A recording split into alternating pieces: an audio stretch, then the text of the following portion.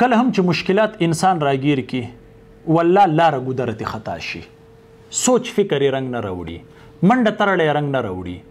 روانې بیړه یې ودرېږي په مخ کې وړاندې د تلو کوشش کوي تکې تورې تیارې ورته جوړې شي خلاصې لارې ورته بندې شي دا ورځ د الله تعالی په یو ځوان هم نه راولي په داسې وخت کې څه کول پکار دي بعضې ځوانانو ته د بزنس حوالې سره پرابلمز وي لارې بندې وي بعضې خلکو ته کورنۍ مسایل وي روزانه د غویمې جوړې وي لارې ورته بندې وي فیصله نشي کولی چې زه څه وکړم بعضې خلکو ته ایجوکیشن حوالې سره د تعلیم حوالې سره مختلف مسایل وي داسې وخت کې چې ته فیصله نشي کولی او ته نه پوهېږې چې زه څه وکړم نو په دغه وخت کې یو ځوان ته څه کول پکار دي د زیاتره ځوانانو سره په نن سبا حالاتو کې دقه روان دي دا کوم مشکلات چې ستاسو مخې ته ما کېښوده یاد ساتئ ځوانانو که تاسو غواړئ چې په مخ کې وړاندې لاړ شئ او د داسې مسایلو نه ځان راوباسئ چې ستا نه لاره ګودره خطا شوي دوه څیزونه تعالی لاس درکولی شي په هغې کې اولنی څیز چې دی هغې ته وایي همت چرې به هم همت نه بایلې اسم خرابې د خراب نه به څه خراب شي بس د موقع نه فایده اخله او په مخ کې وړاندې ځه دویم څیز یاد ساتئ چې هغې ته وایي غور فکر سوچ فوکس چې ستا فوکس وي په دغه حالاتو باندې کم چې ستا سره روان وي او د موقع په انتظار به یې چې په کوم ځای کې تا ته موقع میلاویږي کړس دې وباسه او په مخ کې وړاندې ځه د دې مثال داسې دی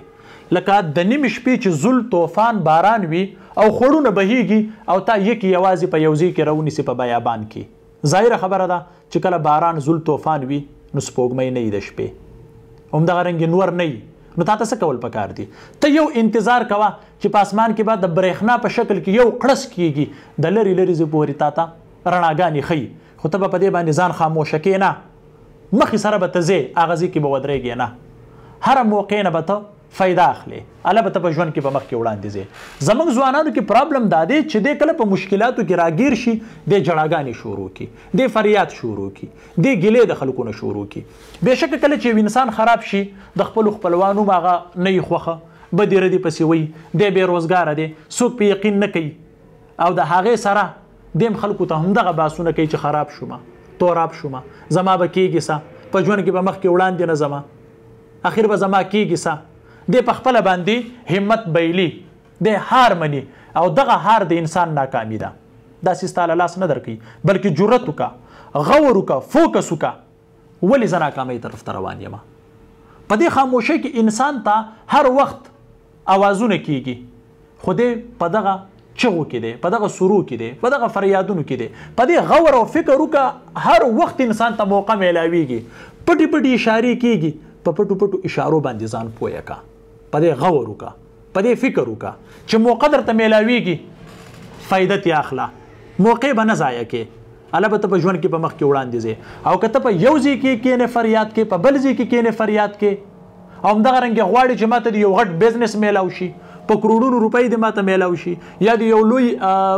جاب ماته میلاو شي کلم ته په مخ کې وړاندې نشي تللی یا کورني مسایل دي او ته وایې چې بس سموت ماحول د ماته جوړ شي د خوشحالۍ ماحول د جوړ شي ځوانه داسې نه ده اپ اینډ ډاون په ژوند کې شته ته به په دې فوکس کې ته به په دې غور کې د موقع نه به ته فایده اخلي که هغه د بزنس حوالې سره دی که هغه کورني مسایل دي ستا که هغه ستا د تعلیم حوالې سره دي په یو ځای کې به تا ته څوک بدې ردې وایي تا ته به کنزل کوي اسم ته خرابې جنګ جګړې به نه کې خلکو سره به شرونه نه کې د خلکو نه به ګیلې نه کې فریادونه به نه کې بلکې په هغې باندې غور وکړه په هغې باندې فکر وکړه چې ما تا څه کول پکار دي یو سړی به تا ته کنزل وکړي بس وخانده ورته او خاموشي اختیار کا و انشاءالله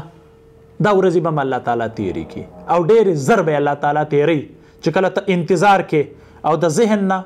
کار اخلي او په صحیح وخت صحیح فیصله او صحیح لارې اختیار کې انشاءالله الله تعالی به تعالی خلاصې درکوي دا اوس څنګه کیږي د دې سره د ټولو نه اهم څیز لاول ما تاسو ته وي چې هغه همت دی همت به چرې هم نه بایلې دغه یو همت ستا سره پاتې او الله تعالی د اختیار تاله درکړی دی چې ته به هار نه منې الله تعالی د اختیار تاله درکړی دی دا فیصله ته کولی شي چې غور به څنګه کې فکر به څنګه کې په صحیح وخت باندې به ته فیصله څنګه کې الله به ته په ژوند کې په مخ کې وړاندې ځې او که فریادونه کې چریم په مخ کې وړاندې نشي تللی اوس ما ته یعنې څه کول پکار دي په دې باندې به غور کې ولې یو سړی مطلب ما سره فایټ کوي ما سره جنگ کوي اخر ما کې کمه کمې دی